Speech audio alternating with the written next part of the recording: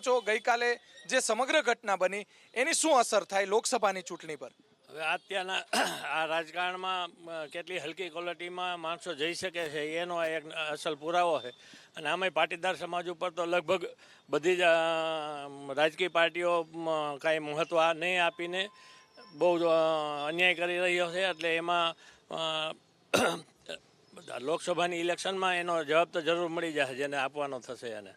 ચોક્કસ ગઈકાલે જે ઘટના બની એને પાટીદાર સમાજ કઈ રીતે જુએ છે? ના, એ તો હવે આ હલકી રાજનીતિનો એક ભાગ હોઈ શકે. કોઈએ કોને કરાવ્યું છે એનો આક્ષેપ તો ન કરી શકાય, પણ કોઈએ તો કરાવ્યું જ છે. નહીં તો એવી કોઈની હિંમત ન હાલે કે કોઈ જઈને કોઈ મારે. નહીં તો અત્યારે જો કોઈ કારણોસર રસ્તા બંધ થતા હોય અને કોઈને મુશ્કેલી પડતી હોય એવા તો હજારો મોત આ રાજકારણીઓના હિસાબે થાય છે કે એમ્બ્યુલન્સ રોકાઈ જતી હોય, કોઈને દવાખાને જવું હોય ન જઈ શકતા. જો એમ લાફા મારવા માંડે બધા તો રોજ આ નેતાઓ લાફા જ ખાય.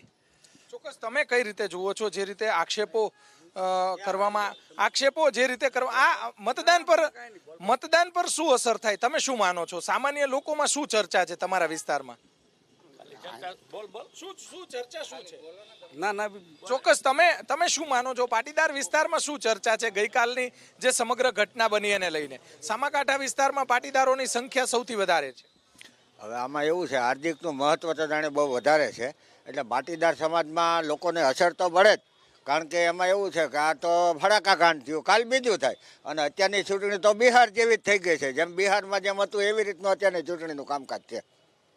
શું અસર થાય પાટીદાર મતો પર? શું અસર થાય પાટીદાર મતમાં? અસર તો પડે. એને જે લાગતા વળગતા હોય છે વિસ્તાર હોય એ વિસ્તારમાં ભાજપને તકલીફ તો પડે છે. ચોક્કસ ભાજપ દ્વારા કરાવવામાં આવ્યું છે એવો હાર્દિકનો આક્ષેપ છે, એ તમે શું માનો છો એ બાબતને? હવે હાર્દિક કહે છે પણ આમાં તો કાંઈ નક્કી ન કહેવાય કોના તરફથી છે. અમુક નામે આપે છે પણ શું છે એ હકીકત તો પાછળથી જ ખબર પડે. ચોક્કસ તમે શું માનો છો? પાટીદાર વિસ્તાર અથવા તો ગ્રામ્ય વિસ્તારમાં જે પાટીદારો રહે છે એના પર આ ટીવી જોવાથી અથવા તો મીડિયાના માધ્યમથી જે ખબર પડી ફડાકા જે જોવા મળ્યો એની શું અસર થાય? સીધા મતદારો પર શું અસર થાય?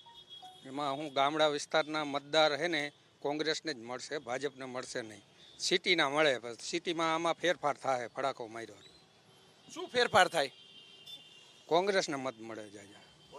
હાર્દિકનું મહત્વ કોંગ્રેસમાં આવવાથી વધ્યું છે કે ઘટ્યું છે? વધ્યું છે.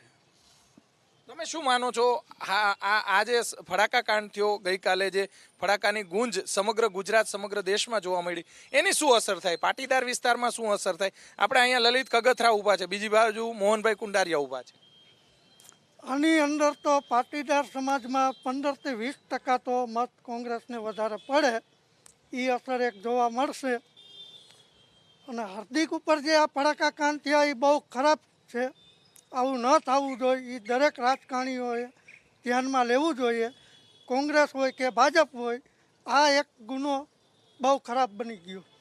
શું મતદારો શું વાત કરી રહ્યા છે? તમારા પાટીદાર વિસ્તારમાં શું વાતો કરી રહ્યા છે? બસ એ આ જ કે પાટીદાર સમાજનું અત્યારે એક પણ રાજકારણી આની ઉપર ધ્યાન આપતા નથી. પટેલને બહુ અન્યાય કરી રહ્યા છે અને આ ખોટો ભાજપ ઉપર આરોપ નાખ્યો છે કે કોંગ્રેસના કાર્યકર્તાને ફડાકો માર્યો.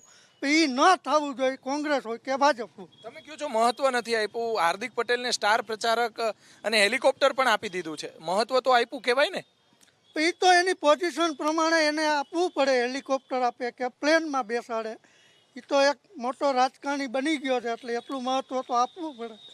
એમાં આ કોઈ જાતનું વચ્ચે લેવાય નહીં કે હેલિકોપ્ટરમાં બેઠો કે ન બેઠો. એ તો એના સ્ટેટસ પ્રમાણે એને બેસાડવો પડે અને જવું પડે.